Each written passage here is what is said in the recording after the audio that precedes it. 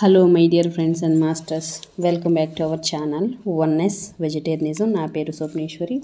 ముందుగా మనందరి గురువు అయిన డాక్టర్ బ్రహ్మశ్రీ పితామహ పత్రి సారికి నా యొక్క అనంతకోటి ఆత్మ ప్రణామాలు. సత్యలోకవాసులకి, దివ్యలోకవాసులకి, మహాకారణ లోకవాసులకి, నక్షత్ర లోకవాసులకి, ఏంజల్స్కి, మహావతార్ బాబాజీకి, బుద్ధ భగవానుడికి, రామ్తా మాస్టర్, మహా ఉపాధ్యాయుడు, మాస్టర్ టీచర్, ఇమోటల్ గురువైన తండ్రికి నా యొక్క అనంత కోటి ఆత్మ ప్రణామాలు. ఈ వర్తమాన క్షణంలో ఉన్న సమస్త సృష్టిలో ఉన్న యావత్ గురుమండలికి, గురువులకి, కాంతి మాస్టర్స్కి, భూమాతకి, పంచభూతాలకి, మూగజీవులకి, నా యొక్క స్వయానికి కూడా అనంతకోటి ఆత్మ ప్రణామాలు. మరి రోజులాగానే ఈరోజు కూడా మరింత జ్ఞానాన్ని, విజ్ఞానాన్ని షేర్ చేయడానికి శాంత మేడంకి సాదరంగా వెల్కమ్ చేద్దాం masters. Madam welcome. Madam welcome to our session. Madam ఓ to you madam. Shanta madam. Thank you madam. Thank you. ముందుగా మన గురువు గారైన బ్రహ్మర్షి పితామహ పత్రి సార్ గారికి, స్వర్ణమాల పత్రి మేడం గారికి నా అనంతకోటి ఆత్మ ప్రణామాలు, కృతజ్ఞతలు తెలియజేసుకుంటూ, అలాగే విశ్వంలోని గురువులందరికీ కూడా నా ఆత్మ ప్రణామాలు, ముఖ్యంగా రామ్తా మాస్టర్ గారికి శత కోటి ఆత్మ ప్రణామాలు, కృతజ్ఞతలు. వన్నెస్ వెజిటేరియనిజం టీవీ వ్యవస్థాపకులైన స్వప్నేశ్వర్ మేడం గారికి శత కోటి ఆత్మ ప్రణామాలు, కృతజ్ఞతలు, ధన్యవాదాలు తెలియజేసుకుంటూ, నాకు జన్మనిచ్చిన తల్లిదండ్రులకు, నా కుటుంబ సభ్యులకు కూడా కృతజ్ఞతలు, ధన్యవాదాలు తెలియజేసుకుంటూ, నా స్వయానికి, ఈ వర్తమాన క్షణానికి కూడా కృతజ్ఞతలు తెలియజేసుకుంటూ, మీ స్వామి రామ అనే పుస్తకాన్ని చదువుతున్నాను, సహకరిస్తున్న మీ అందరికీ కూడా ఆత్మ వందనాలు. Thank you.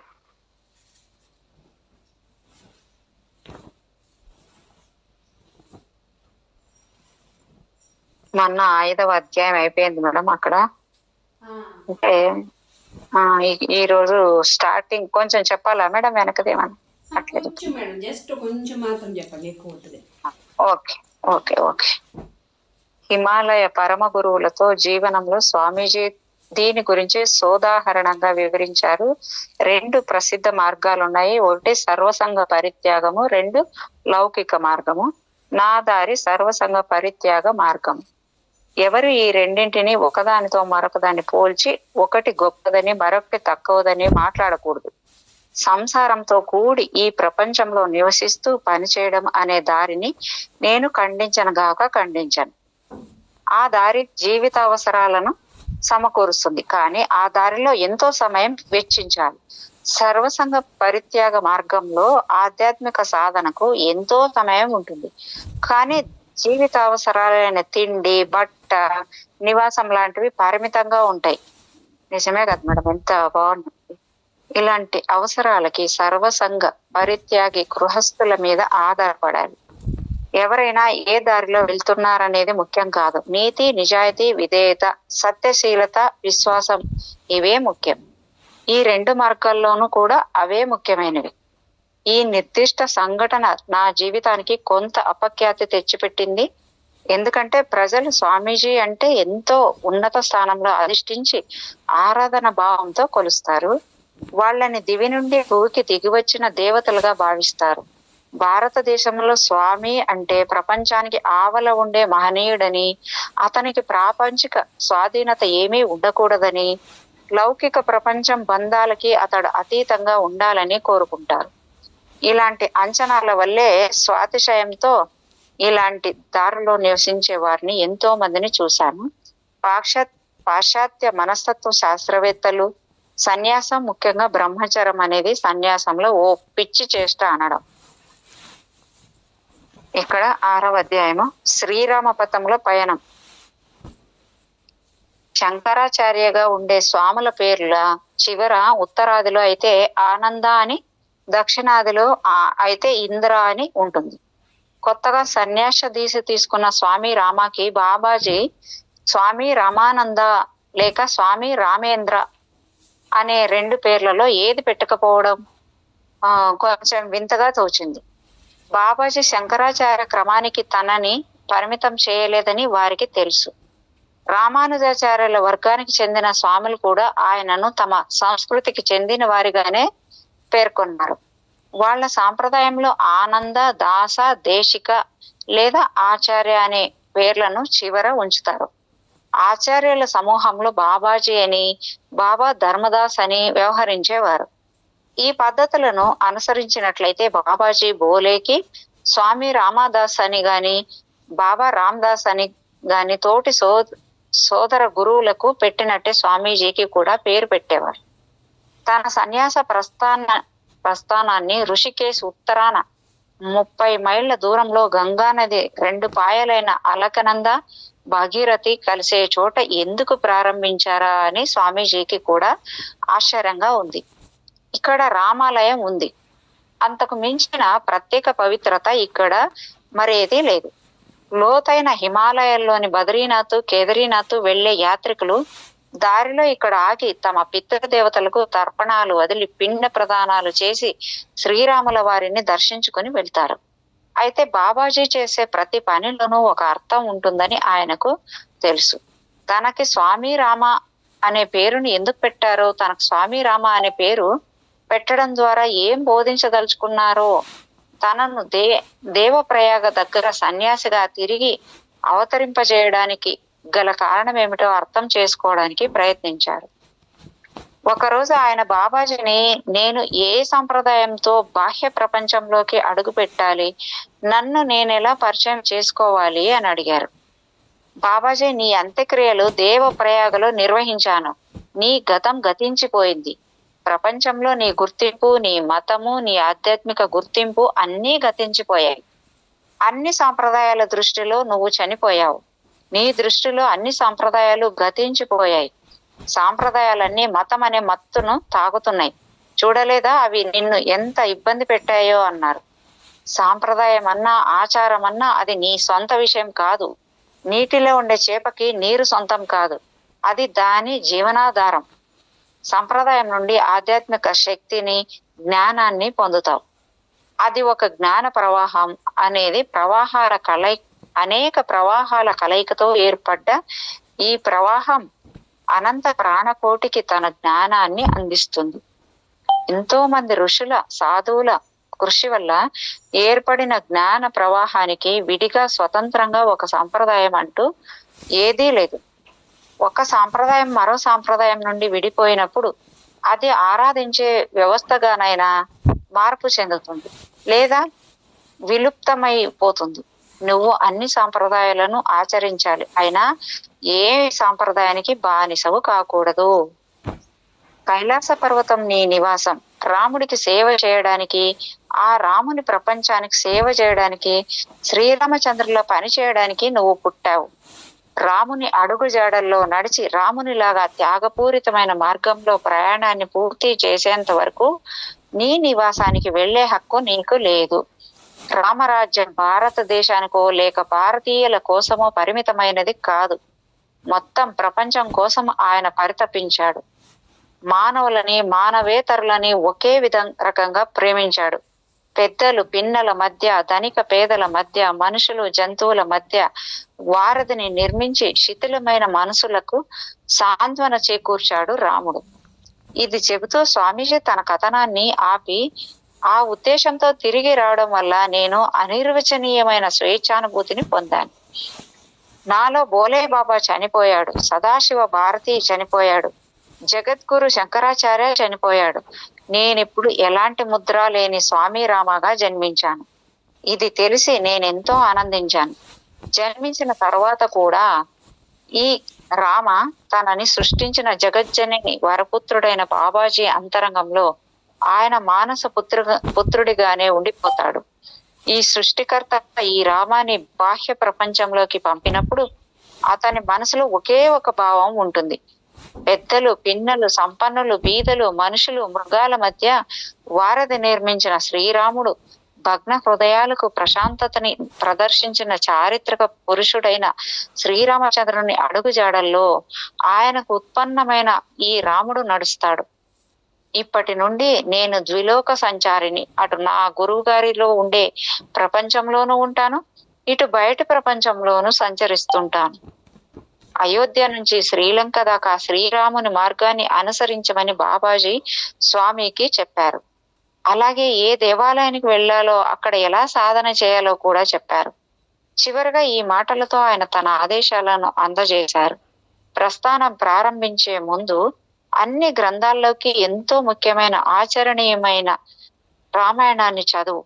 దానిలో ఉన్న తాత్విక సూత్రాలను చదివి ఆచరించే వారికి శోకం ఉండదు, భయం ఉండదు. జ్ఞానులకు జ్ఞాని అయిన హనుమ ఇలాంటి తాత్విక అంశాలు ఎన్నింటినో రామునికి నేర్పారు. ఆయనను చూస్తే చాలు సాధకులు ఆశీస్సులు పొంది రామతత్వం తెలుసుకుంటారు. అన్ని సందర్భాలలోనూ అన్ని పరిస్థితుల్లోనూ ఎంతో గంభీరంగా సంతులిత స్థితిలో ఉండేవారు రాముడు. నా రామ మేల్కో, ఇప్పుడే నీ ప్రయాణాన్ని అయోధ్య వైపు ప్రారంభించు, నీ అన్వేషణ రాముణ్ణి కనుగొను కాక అన్నారు ఆయన. భారతీయ సాంప్రదాయం ప్రకారము ఈ విశ్వ సంరక్షకుడు పోషకుడు అయిన శ్రీరాముడు మహావిష్ణువు అవతారం. నీతి నియమాలు సహజ సూత్రాలు దిగజారుతున్నప్పుడు సద్గుణ సంపదని సహజ జీవ సూత్రాల్ని పునరుద్ధరించడానికి మహావిష్ణువు అవతరించి సృష్టి సమతుల్యాన్ని ఏర్పరుస్తాడు. విష్ణువు అవతారాలు 23 ఉన్న వాటిల్లో రామావతారం ఎంతో ముఖ్యమైనది. ఆయన తండ్రి దశరథ రాజు ఉత్తర భారతదేశాన్ని సుసంపన్నంగా పాలించాడు. ఆయనకు 3 భార్యలు 4 కుమారులు. వారిలో రాముడు పెద్దవాడు. రాజకుమారులు ఎంతో సఖ్యతగా ఉండేవాళ్ళు. కలిసి పెరిగారు, కలిసి ఆడుకున్నారు, కలిసి చదువుకున్నారు, ఒకే సమయంలో వివాహం చేసుకున్నారు. దశరథ మహారాజు శ్రీరామునికి తన స్థానంలో చక్రవర్తిగా పట్టాభిషేకం చేస్తానని ప్రకటించిన రోజు రాముని సవతి తల్లి కైక ఘర్షణపూరితమైన వాతావరణం తీసుకొచ్చింది. అనేక సంక్లిష్ట పరిస్థితుల పర్యవసానంగా దశరథ మహారాజు బలవంతంగా రాముణ్ణి 14 సంవత్సరాల పాటు సింహాసనానికి దూరం చేసి అడవులకి పంపాల్సి వచ్చింది. ఇంత పని చేయించిన కైక తన సొంత కొడుకు భరతుడికి పట్టాభిషేకం చేసే ఏర్పాటు చేసింది. ఇది జరుగుతున్నప్పుడు దూరంగా ఉన్న భరతుడు తిరిగి వచ్చి శోకంతో చనిపోయిన తన తండ్రిని చూశాడు. తన అన్న రాముడు ప్రవాసానికి వెళ్ళాడని తెలుసుకుని బాధపడ్డాడు. ఎందుకంటే రాముడు కిరీటధారణకు సరైన వారసుడు. దాంతో భరతుడు మొదట్లో రాజ్యపాలనకు ఒప్పుకోలేదు. చివరకు రాముని అంగీకారంతో తన తండ్రి ఆజ్ఞ మేరకు చక్రవర్తి కిరీటాన్ని అంగీకరించాడు. అది కేవలం తన సోదరుడు ప్రవాసంలో ఉన్నంత వరకే. దాంతో శ్రీరాముడు పుణ్యక్షేత్రాలను సందర్శించడానికి, అరణ్యాలలో ఏకాంతంగా ఉన్న దివ్య ఋషులను సేవించడానికి ప్రయాణమయ్యాడు. ప్రయాణం అయోధ్య నగరం నుండి ఉత్తర భారతదేశము, అక్కడి నుండి మధ్య భారతావనిలో విస్తరించిన దండకారణ్యం గుండా సుదూరంగా ఉన్న దక్షిణ భారతదేశం వరకు సాగింది. అక్కడ రాముని భార్య సీతను శ్రీలంకాధీశుడైన రావణాసురుడు అపహరించాడు. వెంటనే రాముడు ఆమెను వెతకటంలో భాగంగా మహాబలశాలి శ్రీరాముడు భక్తుడు అయిన హనుమంతుని, వానర జాతి రాజు సుగ్రీవులని కలిశారు. వారి సహాయంతో తన వానర సేనను ఇక్కడి నుండి శ్రీలంకకు మళ్లించడానికి మహాసముద్రం గుండా వారధి నిర్మించారు. Madam okay. భీకర యుద్ధంలో రాముడు అంటే కళ్ళ నీళ్ళు వస్తాయి మేడం. ఎన్ని అడవుల్లోనే ఎన్ని త్యాగాలు కదా మేడం అక్కడ. అవును మేడం, ఎంత అద్భుతమైన జీవితము తండ్రి. చూడండి, నేను మీ రాముడు అని చెప్తాడు కదా. అవును, ఆయనే రాముడు, కృష్ణుడు, అన్ని అవతారాలు, విష్ణు, అన్ని అవతారాలు ఆయనే. చూడు ఎంత అద్భుతంగా అసలు ఆయన జీవితము ఆ జన్మలో అలా జీవించాడు. అది తొలి జన్మ, అదే తొలి మానవ జన్మలో అలా ఉన్నాడు. మళ్ళీ చూడు, పితృవాకు పరిపాలకుడుగా ఎంత అద్భుతమైన ఎలా గడిపాడో చూడండి. ఎంత గొప్ప కొడుకుగా, ఎంత గొప్ప భర్తగా, అసలు ఎంత చెప్పాలి, ఎంత గొప్ప రాజుగా. ప్రతి పాటలోనూ అట్లే ఎంత వినయం మేడం అసలు. ఇప్పుడు ఇక్కడ రాముడుగా ఎలా ఉన్నాడో ప్రతి దాంట్లో కూడా ఆయన అలాగే ఉన్నాడు చూడండి మేడం. ఇప్పుడు మనకు ఇప్పుడు ఇక్కడ ఒక రాముడుగా మనం ఎంత పరిపూర్ణ దైవంగా, పరిపూర్ణ పురుషుడిగా చూస్తామో అంతే పరిపూర్ణంగా అంతటా ఈ రామ్తా అనేది అంటే ఏం చెప్తాము ఇప్పుడు మనం, ఏం చెప్పుకో అంటే ఇప్పుడు దశావతారాలు అంటాం కదా. దశావతారాలు అంటే కూడా సరిపోదు.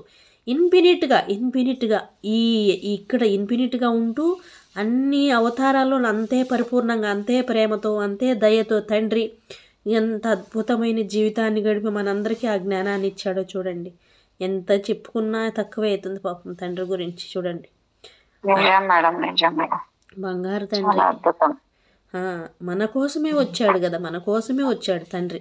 అంతే ప్రేమతోటి మన అందరి కోసం వచ్చాడు. మరి మన వాళ్ళందరినీ ఉద్ధరించడానికి బంగారు తండ్రి. చూడండి ఎంత బాగా చెప్తున్నాడో, ఎంత బాగా అసలు ఆవిడంటది చూడు, నా అహల్య అనుకుంటా, రాయిగా ఉన్న నేను రామపాదము తగిలి ఇలా మారానని చెప్పి పాట కూడా అట్లాగా.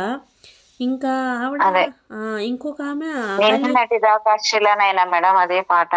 ఇంకొక ఆమె అహల్యన ఎవరు పళ్ళుతో కొరికి పెడతా చూడు రాముడికి తిని. ఆమె ఏం పేరు, ఆమె పేరు నాకు శూర్పణఖ మేడం. కాదు మేడం,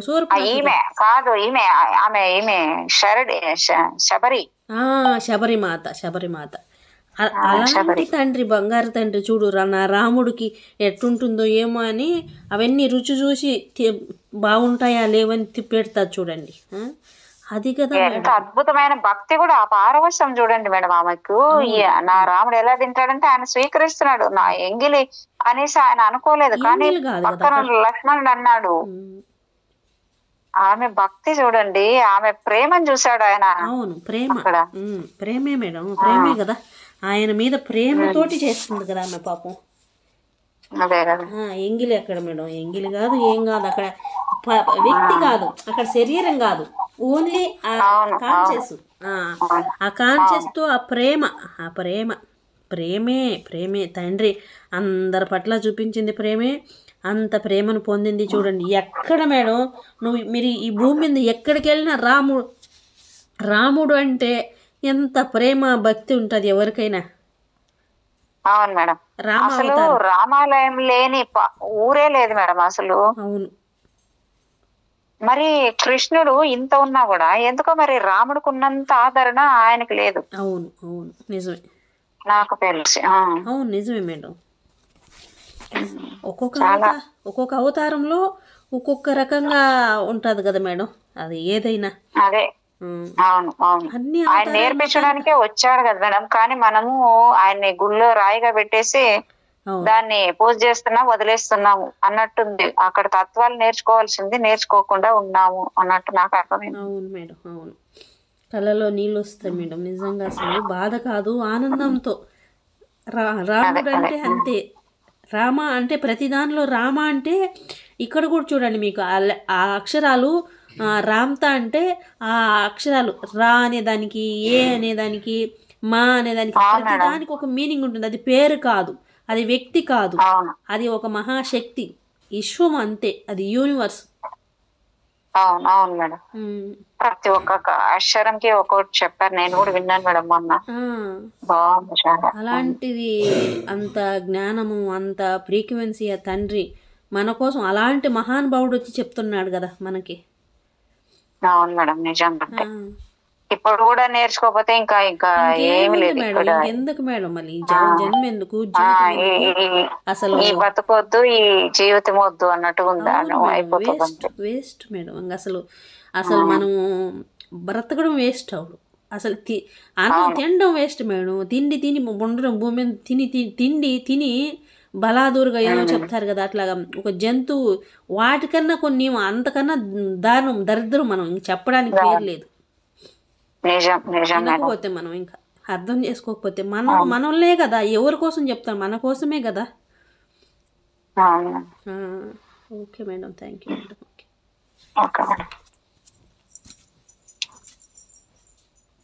శ్రీలంక అక్కడ రాముని భార్య సీతను శ్రీలంకాదేశుడైన రావణాసురుడు అపహరించాడు. వెంటనే రాముడు ఆమెను వెతకటంలో భాగంగా మహాబలశాలి రాముని భక్తుడు అయిన హనుమంతుని వానర జాతి రాజు సుగ్రీవులని కలిశారు.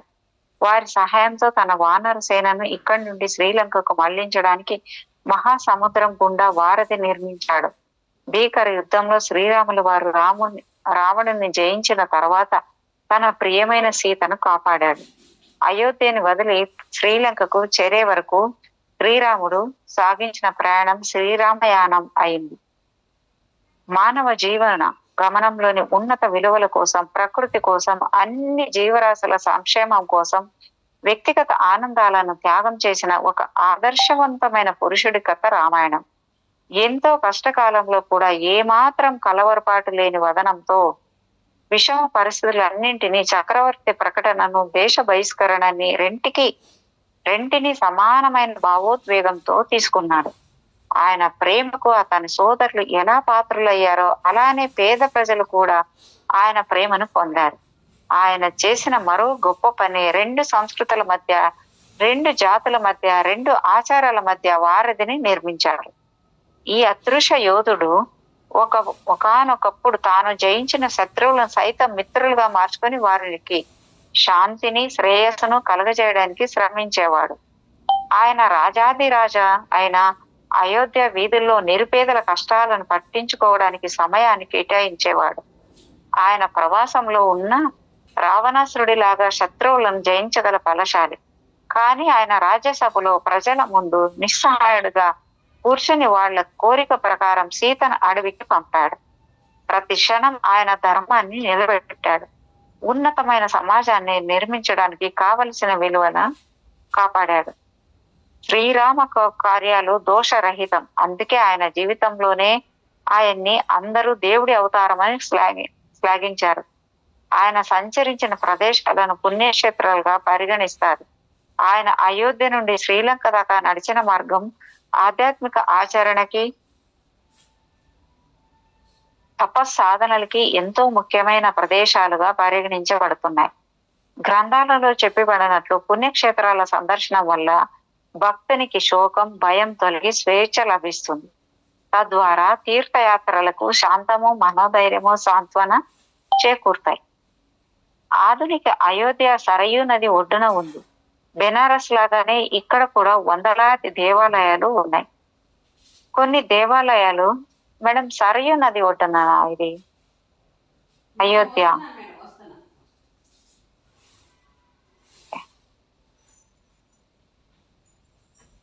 కొన్ని దేవాలయాలు సరయూ నది అయోధ్య సరయూ నది ఒడ్డున ఉంది అని ఇచ్చారు ఇక్కడ.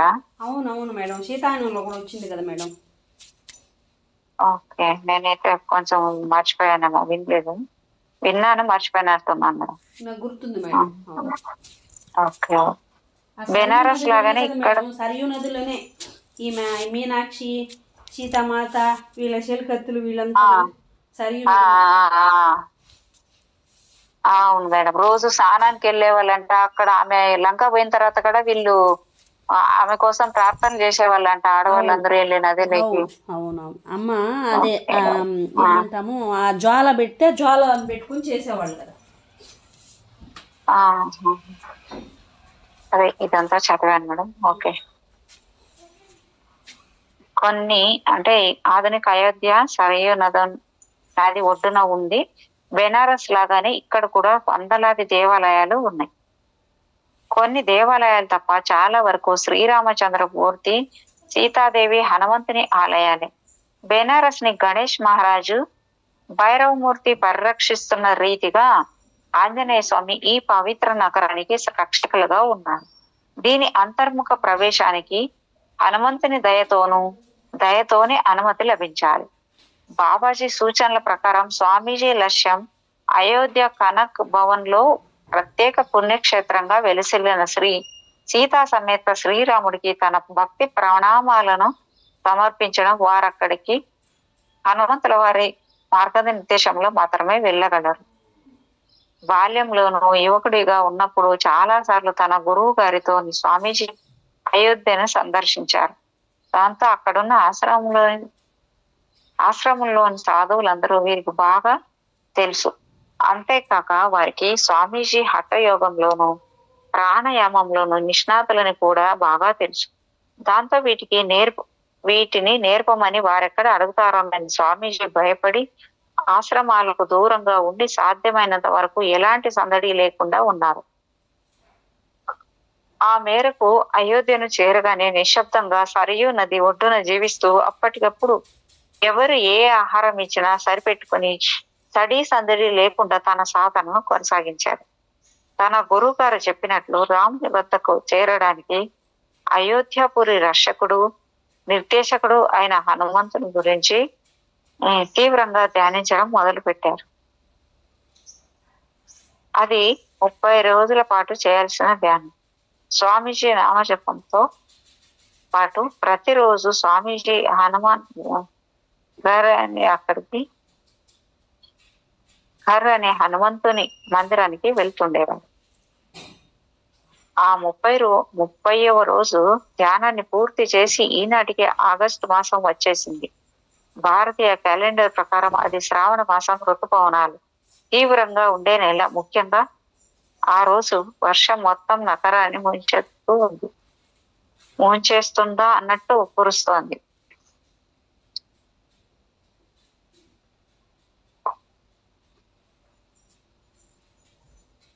రాత్రి గాలి ఉధృతంగా వీచడం మొదలెట్టింది. స్వామీజీకి ఉన్న ఒకే ఒక దుప్పటి కాస్త తడిసిపోయింది. దాంతో వారికి ఈ కుంభవృష్టి, పెనుగాలి కలిసి ఎముకలను కొరికేస్తాయేమోనన్నంత చలిగా ఉంది. రక్షణ కోసం ఆ చీకటి రాత్రిలో ఆయన దగ్గరలో ఉన్న గుడికి వెళ్ళారు. అక్కడంతా నిశ్శబ్దంగా ఉండడానికి గమనించిన స్వామీజీ ఆశ్రయం కోసం ఎలాంటి అనుమతి అడగకుండానే లోపలికి వెళ్ళారు. అయినా ఆ గుడి నిర్మానుష్యంగా ఉంది. మొత్తం చిమ్మ చీకటిగా ఉంది.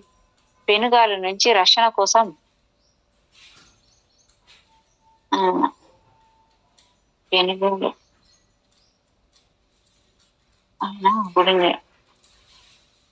పెనుగాలి నుంచి రక్షణ కోసం ప్రధాన చావడి అనుకూలంగా ఉంది.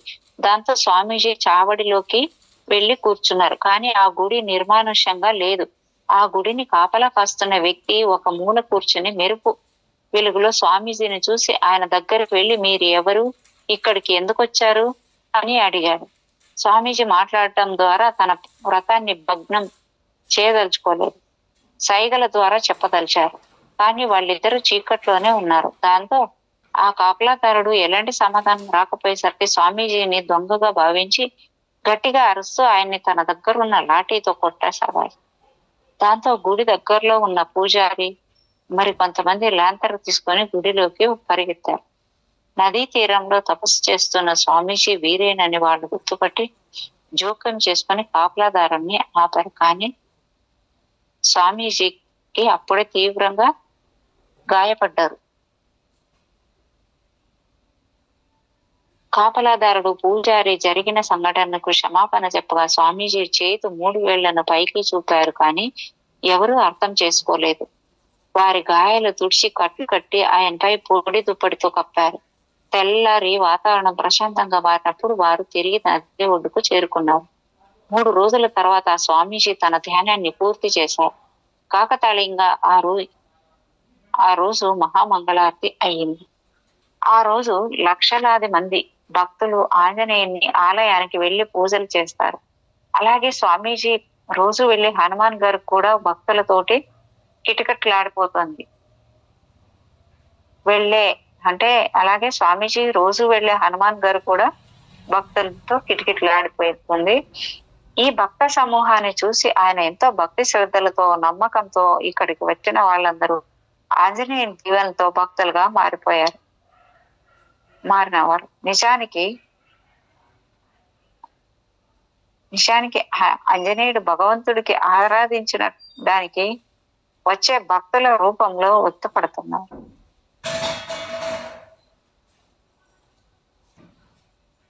ఏంటి మేడం, నన్ను లేపడానికి సౌండ్ వచ్చేసింది. ఇక్కడికి వచ్చిన వాళ్ళందరూ అలాగే స్వామీజీ రోజు వెళ్లే హనుమాన్ గారు కూడా భక్తులతోటి కిటకిటలాడిపోతుంది. ఈ భక్త సమూహాన్ని చూసి ఆయన ఎంతో భక్తి శ్రద్ధలతో నమ్మకంతో ఇక్కడికి వచ్చిన వాళ్ళందరూ ఆంజనేయుని దీవెనలతో భక్తులుగా మారినవారు.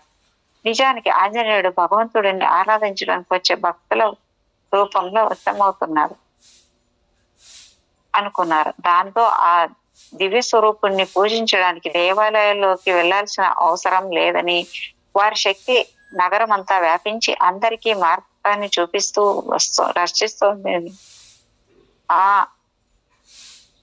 రక్షిస్తోందని ఆయన అనుకున్నారు. ఈ రకంగా అనుకుని ఆనందిస్తుండగా పూజారిలాగా ఉన్న వ్యక్తి ఎవరు వారి దగ్గరికి వచ్చి నాతో కనక్ భవన్ కి రండి అని. ఏంటి మేడం? అంటే ఏదో సౌండ్ వచ్చింది కదా మేడం, నాకెంతో అసలు మత్తుగా ఉంది కదా, సౌండ్ చేసేసన్నట్టు. అదే నాకు ఆయనే పంపించాడేమో సౌండ్ చేసి లేవని అన్నట్టుగా అనిపించింది. Okay okay.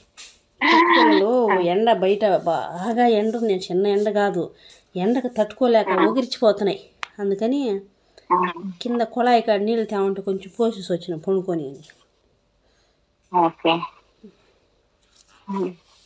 నాతో కనక్ భవన్ కి రండి, మిమ్మల్ని ప్రధాన ఆలయానికి తీసుకెళ్తాను. అక్కడ సీతా సమేత శ్రీరామచంద్రమూర్తిని ఆంజనేయుని సేవించుకుందరు గాని అన్నాడు. తన తపోదీక్ష ముగిసిందనడానికి ఈ పూజారి ఆహ్వానమే సూచనగా భావించారు.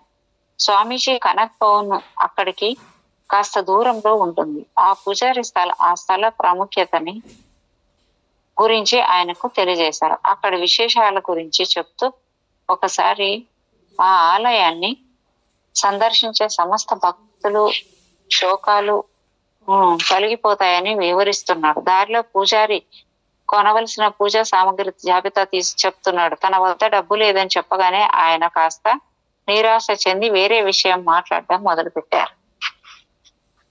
పశ్చిమ దేశాల్లో ఉండే చర్చిలలోని పూజారి వ్యవస్థలాగా హిందూ దేవాలయాల వద్ద పనిచేసే పూజారులకు ఒక పటిష్టమైన నిర్దిష్టమైన పని విధానం ఉండదు.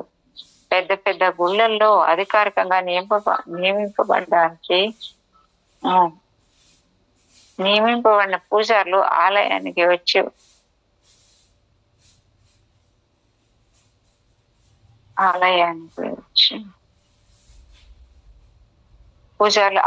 వచ్చే భక్తుల యాత్రికుల పూజా కార్యక్రమాల్లో సహాయపడుతూ ఉంటారు.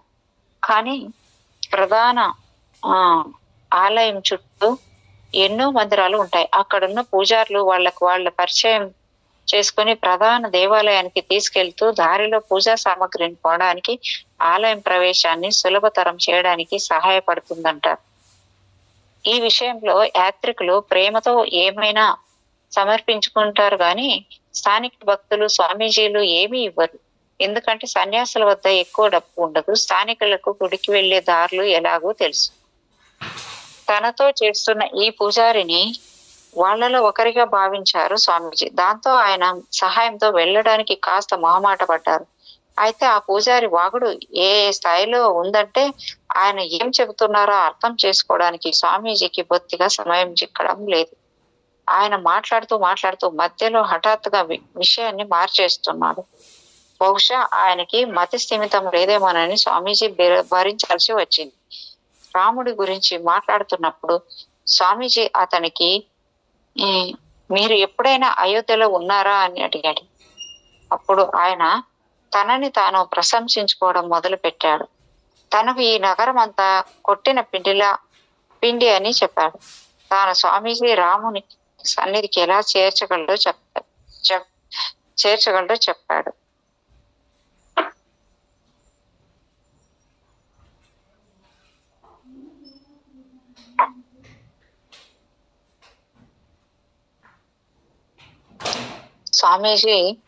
స్వామీజీ అక్కడికి చేరగానే తాను అడిగింది ఇవ్వాలని, సీతాదేవి దగ్గరకు తీసుకువెళ్ళినప్పుడు తనకెవ్వరూ ఏదో ఒకటి ఇవ్వకుండా వెళ్ళలేదని, ఇలా ఏవేవో విషయాలు చెప్పుకుంటూ పోతున్నాడు. ఇతనితో కలిసి వెళ్ళడంలో నేనేమైనా తప్పు చేశానా, ఇతన్ని వదిలేస్తే బాగుండేదేమో అని స్వామీజీ అనుకుంటుండగానే వాళ్ళు కనక్ భవన్ ఆలయానికి చేరుకున్నారు. బయట ఉన్న చిన్న హనుమాన్ విగ్రహాన్ని చూపిస్తూ మీరు ఇక్కడ పూజ చేస్తూ ఉండండి, నేను లోపలికి వెళ్లి పరిస్థితిని ఎలా ఉందో చూసి వస్తాను అని. స్వామీజీ దగ్గర ఎలాంటి పూజా సామాగ్రి లేదు. ఆయనకి అలాంటి పూజలు పెద్దగా అలవాటు కూడా లేదు. దాంతో భక్తి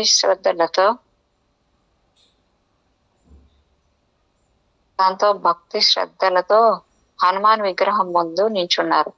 ఆ పూజారి గుడి ముఖద్వారంలోంచి లోపలికి వెళ్ళాడు. చూస్తుండగానే అక్కడున్న కొద్దిమంది భక్తుల్లోనూ కలిసిపోయాడు. అది చూసి స్వామీజీ ఆ పూజారి స్వయంగా ఆంజనేయుడే తప్ప వేరే కాదని గ్రహించాడు. ఎంతో విస్మయంతో భక్తితో వారి గుడిలోకి ప్రవేశించి సకల చరాచర సృష్టికి కారణమైన శ్రీరామునికి సీతమ్మ వారికి భక్తి శ్రద్ధలతో ప్రణమిల్లి శ్రీరాముడు నడిచిన బాటలో ప్రయాణం మొదలెట్టారు.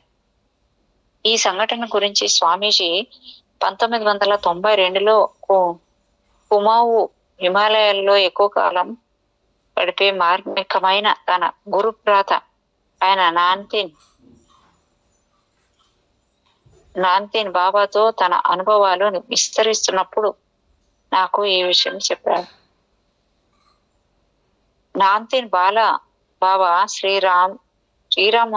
సీతారాముల్ని మిక్కిలి భక్తి శ్రద్ధలతో కొలిచే చలికాలాన్ని చిత్రకూటు దక్షిణ భారతదేశంలోనూ గడుపుతాడు. వీరికి తీర్థయాత్రలంటే ఎంతో ప్రీతి. ముఖ్యంగా రాముని పుణ్యక్షేత్రాలంటే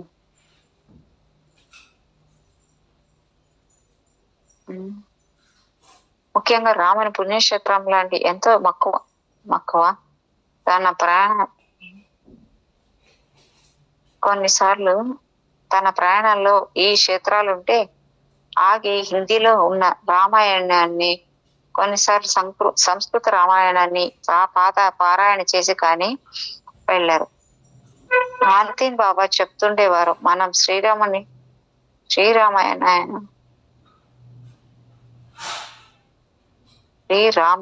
రామాయణాన్ని పారాయణ చేసి కానీ వెళ్ళరు.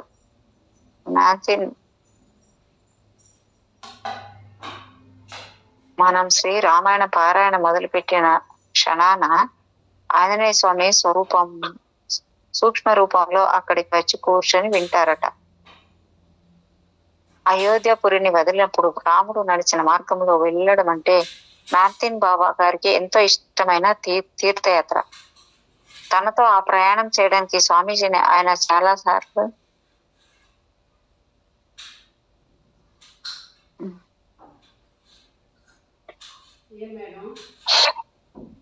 చెప్తున్నాను మేడం, స్టార్ట్ అయిపోయింది. నిజంగా తనతో ఆ ప్రయాణం చాలా సార్లు అడిగాడు.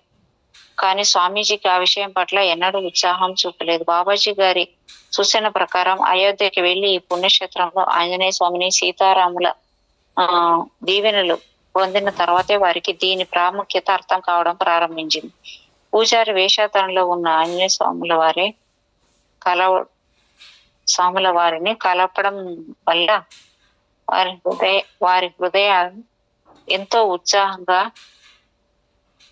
శ్రీరాముని మార్గంలో వెళ్ళాలనే పట్టుదలతో నిండిపోయింది.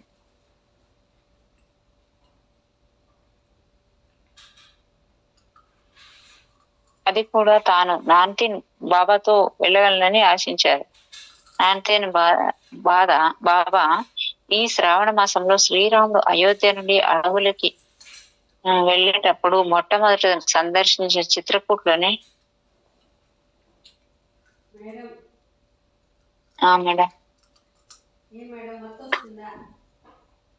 మేడం స్టార్ట్ 3 సార్లు నీళ్ళు తాగుతున్నాను, లేచి నిలబడుతున్నాను, ఎందుకు ఇట్లాగొస్తుందో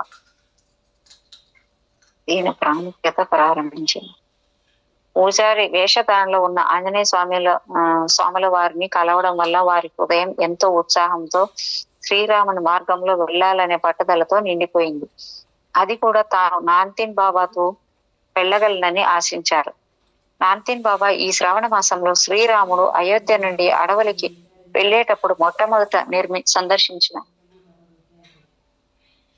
చిత్రకూట్లోనే శ్రావణ మాసం వర్ష ఋతువు. మేడం పిలిచారా? ఓకే.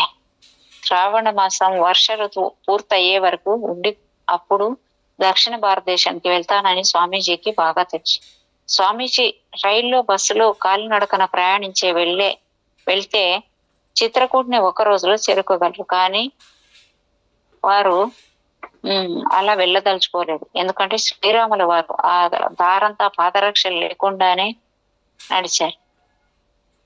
అంతేకాక శ్రీరాముల వారు ఆగిన చోటలా తాను కూడా ఆగి ప్రయాణించాలనుకున్నారు. స్వామీజీ. దాంతో దేవుడి మీద భారం వేసి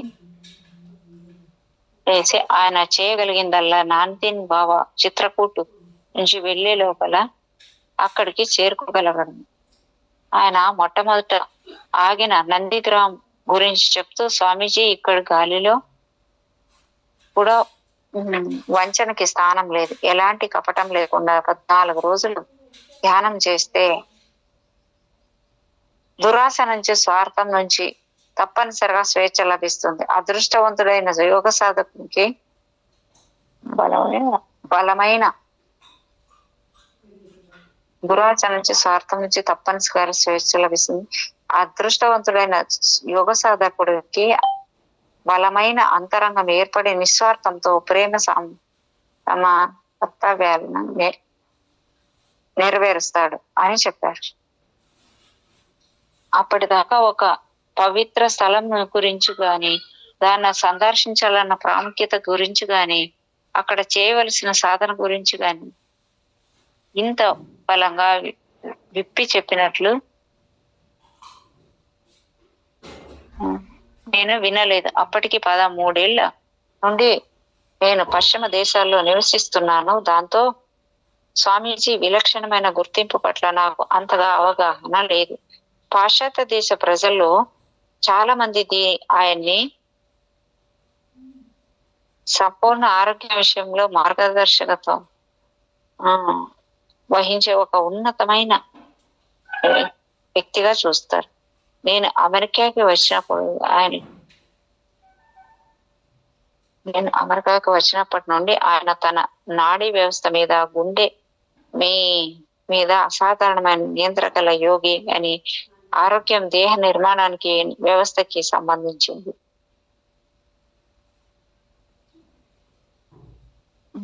నిర్మాణ వ్యవస్థకి సంబంధించి శ్వాస, మెదడు మొదలైన వ్యవస్థలపై ఆయన ఇచ్చే ఉపన్యాసాలను పదే పదే వినాలనిపిస్తుందని, ఎక్కువ జీవితకాలం హిమాలయాల్లో ధ్యానిస్తూ గడిపిన స్వామీజీగా ఆయనకి గుర్తింపు ఉందని నా జ్ఞాపకాల్లో లేవు.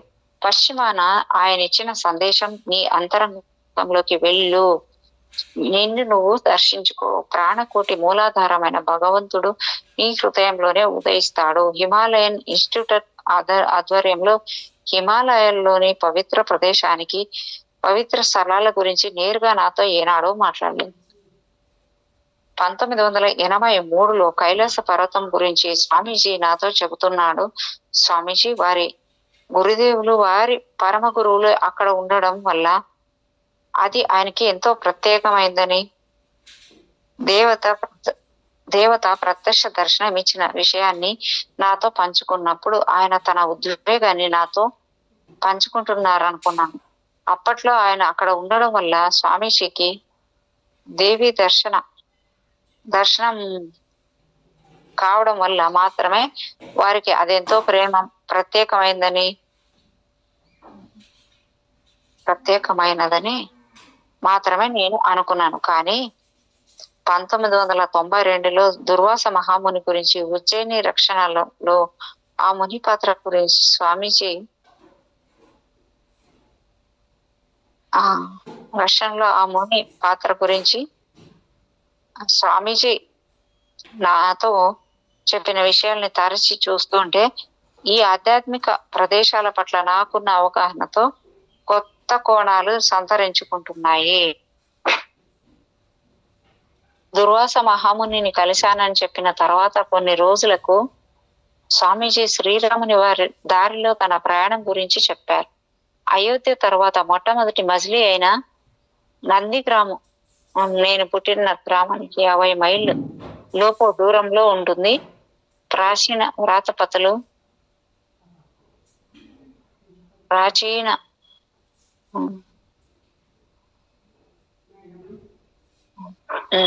దుర్వాసం గురించి, ఉజ్జయిని సంరక్షణలో ఆ ముని నేను గురించి స్వామీజీ నాతో చెప్పిన విషయాల్ని తరచూ చూస్తుంటే ఈ ఆధ్యాత్మిక ప్రదేశాల పట్ల నాకున్న అవగాహనలో కొత్త కణాలు సంతరించుకుంటున్నాయి. దుర్వాస ఆ మహామునిని కలిశానని చెప్పిన తర్వాతే కొన్ని రోజులకు స్వామీజీ శ్రీరాముని దారిలో తన ప్రయాణం గురించి చెప్పాడు. అయోధ్య తర్వాత మొట్టమొదటి మజిలీ అయిన నందిగ్రామ్ నేను పుట్టిన గ్రామానికి 50 మైళ్ళ దూరంలోపు ఉంటుంది. ప్రాచీన వ్రాతప్రతులు పురాణాలని బట్టి చూస్తే రాముడు వనవాసానికి వెళ్ళిన తర్వాత సోదరుడు భరతుడు 14 సంవత్సరాలు అక్కడే ఉన్నారు. ఆ ప్రాంతానికి వనవాసానికి వెళ్ళిన తర్వాత ప్రాచీన వార్తాప్రతులను పురాణాలని బట్టి చూస్తే రాముడు వనవాసానికి వెళ్ళిన తర్వాత సోదరుడు భరతుడు 14 సంవత్సరాలు అక్కడే ఉన్నాడని.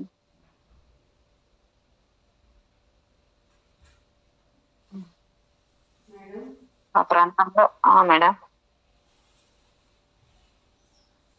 రాముడు వనవాసానికి వెళ్ళిన తర్వాత సోదరుడు భరతుడు 14 సంవత్సరాలు అక్కడే ఉన్నాడు. ఆ ప్రాంతంలో ఎవరైనా తీర్థయాత్రకు వెళ్ళేటప్పుడు నందిగ్రామ్ని సందర్శించడం, అక్కడ భరతుడిని సేవించి తమ పితృదేవతలకు పిండ ప్రదానాలు చేయడం ఆచారంగా వస్తుంది. ఈ సంస్కరణలు జరిగిన తర్వాతే తీర్థయాత్రలకి వెళ్లే వాళ్ళు బెంగారీస్.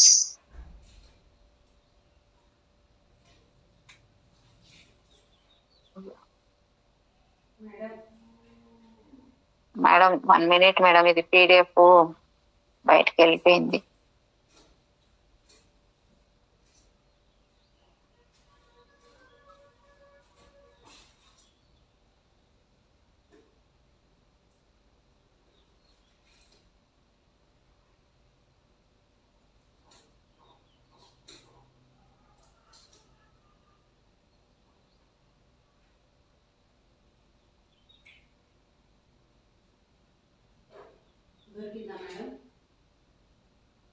ఒక్క నిమిషం మేడం, అది వెళ్ళిపోయింది కదా, ఏ పేజ్ లో ఉన్నానో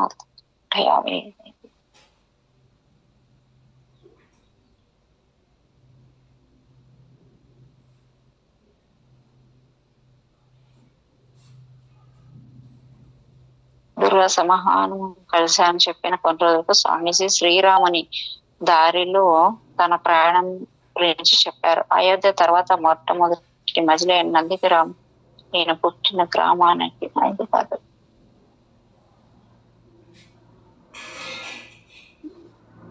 అయోధ్యపురిని వదిలినప్పుడు రాముడు నడిచిన మార్గంలో వెళ్ళడం అంటే నాన్తీన్ బాబా గారికి ఎంతో ఇష్టమైన తీర్థయాత్ర.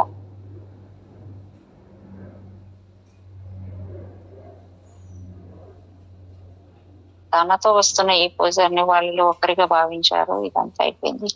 ఈ సంఘటన గురించి అంటే బయట ఉన్న చిన్న హనుమాన్ విగ్రహాన్ని చూపిస్తూ మీరు అక్కడ పూజ చేస్తూ ఉండండి, నేను లోపలిగా, ఇది కూడా అయిపోయింది.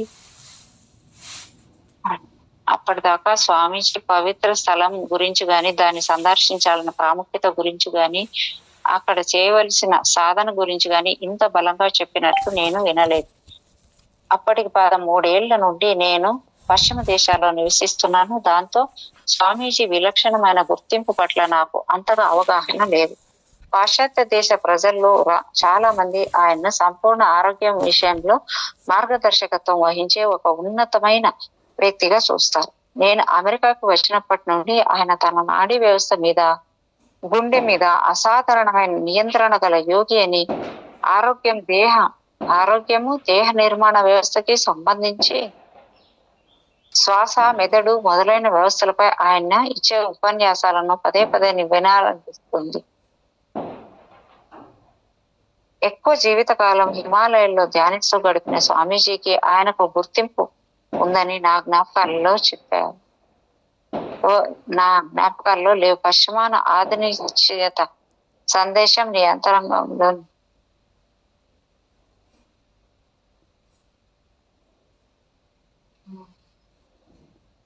ఉపన్యాసాలు పదే పదే వినిపాలని. ఎక్కువ జీవితకాలం హిమాలయాల్లో ధ్యానిస్తూ గడిపిన స్వామీజీగా ఆయనకు గుర్తింపు ఉందని నా జ్ఞాపకాల్లో లేవు. పశ్చిమాన ఆయన ఇచ్చిన సందేశం నీ అంతరంలోకి వెళ్ళు, నువ్వు దర్శించుకో. ప్రాణకోటి మూలాధారమైన భగవంతుడు నీ హృదయంలోనే ఉదయిస్తాడు. హిమాలయన్ ఇన్స్టిట్యూట్ ఆధ్వర్యంలో హిమాలయంలోని పవిత్ర ప్రదేశానికి స్వామీజీ పర్యవేక్షణలో ప్రతి సంవత్సరం కనీసం ఒకసారన్నా నిర్వహించే యాత్రలో ఆయా ఆయా పవిత్ర స్థలాల గురించి నేరుగా నాతో ఏనాడో మాట్లాడలేదు. 1983లో కైలాస పర్వతం గురించి స్వామీజీ నాతో చెబుతున్నప్పుడు స్వామీజీ వారి గురుదేవులు వారి పరమ గురువులు అక్కడ ఉండటం వల్ల అది ఆయనకి ఎంతో శ్రేష్టకరమైందని నేను అనుకున్నాను. 1985లో 64 యోగినులున్న ఖజరహో దేవాలయంలో ఆయనకు 64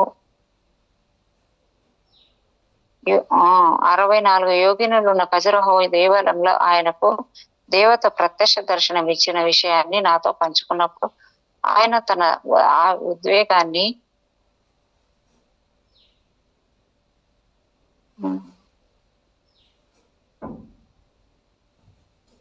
స్వామీజీ చెప్తున్నప్పుడు యోగినులున్న ఖజరహో దేవాలయంలో ఆయనకు దేవత ప్రత్యక్షం దర్శనం ఇచ్చిన విషయాన్ని నాతో పంచుకున్నప్పుడు ఆయన తన ఉద్వేగాన్ని నాతో పంచుకుంటున్నారనుకున్నాను.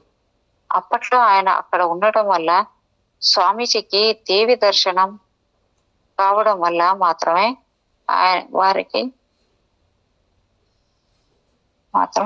అదెంతో ప్రత్యేకమైందని మాత్రమే నేను అనుకున్నాను. కానీ నాతో చెప్పిన విషయం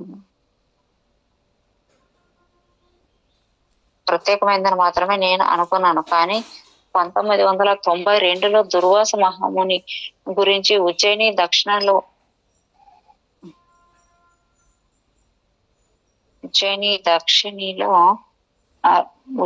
రక్షణలో ఆ ముని పాత్ర గురించి స్వామీజీ నాతో చెప్పిన విషయాల్ని తరచు చూస్తుంటే ఈ ఆధ్యాత్మిక ప్రదేశాల పట్ల నాకున్న అవగాహనలో కొత్త కోణాలు సంతరించుకున్నాయి. దుర్వాస మహామునిని కలిశానని చెప్పి తర్వాత కొన్ని రోజులకు స్వామీజీ శ్రీరాముని దారిలో తన ప్రయాణం గురించి చెప్పాడు. అయోధ్య తర్వాత మొట్టమొదటి మజిలీ అయిన నందిగ్రామ్ అనే నేను పుట్టిన గ్రామానికి 50 మైళ్ళ లోపు దూరంలో ఉంటుంది. ప్రాచీన వ్రాతప్రతులు పురాణాలను బట్టి చూస్తే రాముడు వనవాసానికి వెళ్ళిన తర్వాత సోదరుడు భరతుడు 14 సంవత్సరాల అక్కడే ఉన్నారు. ఆ ప్రాంతంలో ఎవరైనా తీర్థయాత్రలకు వెళ్ళేటప్పుడు నందిగ్రాముకు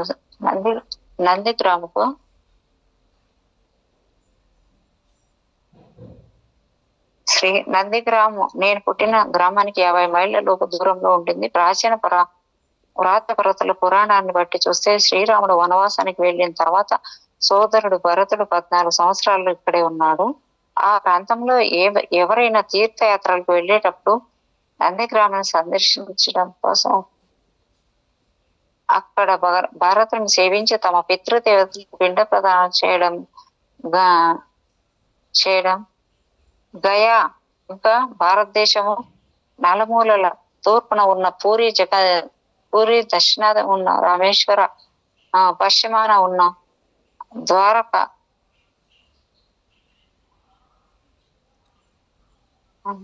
దక్షిణాన ఉన్న రామేశ్వరం పశ్చిమాన ఉన్న ద్వారక ఉత్తరాన ఉన్న హిమాలయాల్లోని బద్రీనాథ్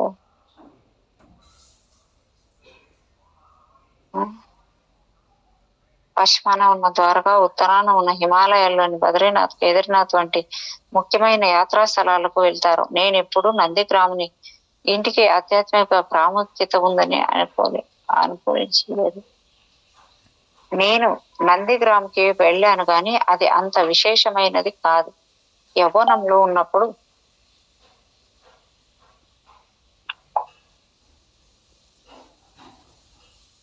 అయోధ్యలో నివసిస్తున్న బాబారాం మంగళదాస్ ఆదేశాన్ని అనుసరించి అక్కడికి వెళ్ళాను. ఆయన ఒక రాక్షసుడు ఒక రామ భక్తుడిని చెప్తారు. అంతేకాదు నిగూఢమైన శ్రీ విద్య అనే తాంత్రిక విద్యలో ఆయన ఎంతో నిష్ణాతుడు. దివ్య దృష్టిలో కూడా ఎంతో నిష్ణాతుడు అనే ఆడబడే పేరుంది. భాష దేశ కాల పరిస్థితులు ఇవేవి అతని కుటుంబ ఆటంకాలు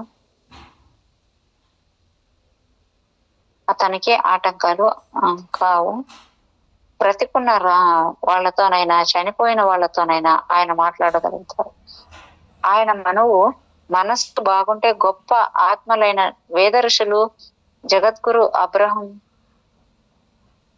బుద్ధుడు, లింకన్, జార్జ్ వాషింగ్టన్, గురునానక్, ఇంకా మనం పట్టించుకొని అనేక మంది ఆప్తులు ఉన్నారు.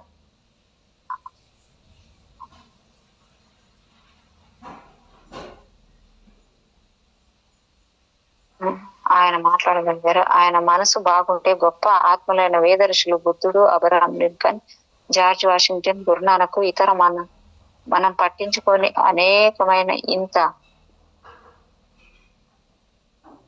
అనేక మంది గొప్ప వ్యక్తుల ఆత్మలతో కూడి మాట్లాడగలరు. బాబా రామ్ మంగళదార్ వాళ్ళతోటి ఎలా మాట్లాడతారంటే వాళ్ళ గురించి ఏవో కథలు చెప్పినట్టు కాక వాళ్ళతో కలిసి జీవించారు అన్నట్టు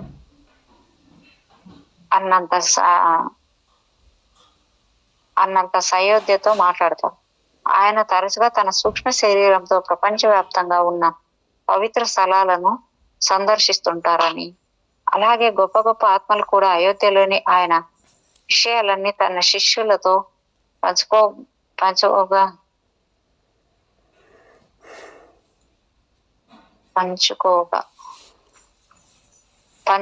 వాటిని పుస్తకంగా అచ్చువేసి ప్రచురించారు. బాబా రామ్ మంగళదాస్ నన్ను ఓసారి కారణం చెప్పకుండా నందిగ్రామ్ వెళ్ళమన్నాడు. అక్కడికి వెళ్ళగానే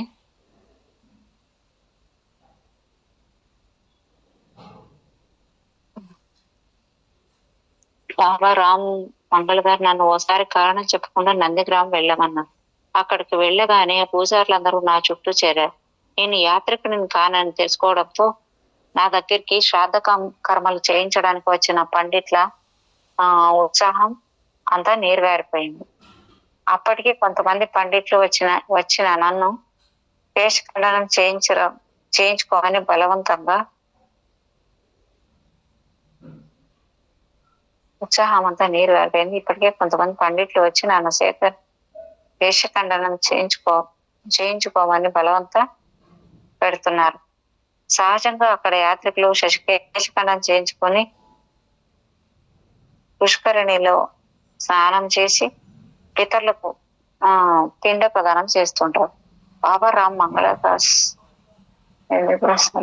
ఎందుకు పంపారు? మంగళదాసు బాబా రామ్ మంగళదాసు ఎందుకును పంపారు తెలియక శ్రీరామునికి